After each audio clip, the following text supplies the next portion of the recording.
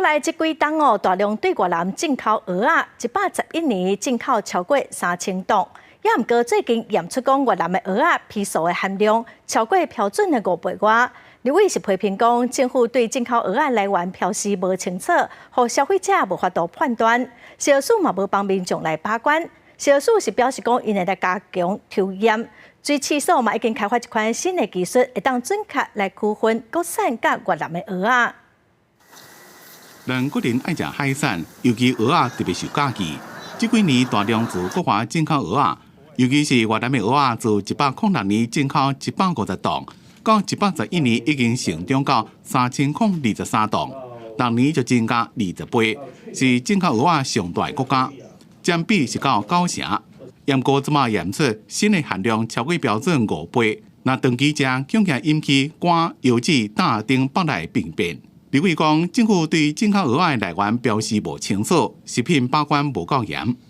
在中国公司养的蚵仔，就直接运到越南，就转换身份了，变成越南蚵仔，然后直接到台湾来。通关的时候，我们做3阶段的3个标准来管理。第一个就是按照规定用一般查验。那一般查验如果发现它有问题的话，我们就会提高，就变成加强查验。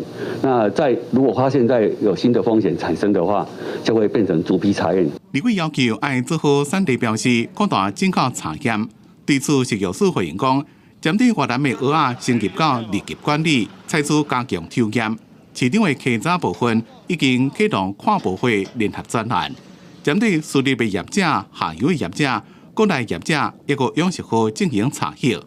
目前是无发现越南的蚵仔混合到台湾的蚵仔。食药署表示，进口蚵仔输入才附产地卫生证明。验过立委质疑，伫咧当地要买检验证书正容易，所以应该做到逐批检验。越南进口的来说，因为它大多数都是就是提供这个官方的证明文件，那是生鲜的。那我们几乎都是逐批查验。如果你标示，你很清楚标示台南就是这样，台湾的牡蛎、本岛的牡蛎，那我们100%不会给你判断为进口。越南的蚵仔抢占台湾的市场，影响国内养殖业者，怎么讲验出有毒的物质，引起食安的疑虑。对此，水试所开发出监视的技术，有97%准确率，会当辨识出国产加越南的蚵仔，提供检验单位追溯来源。记者综合报道。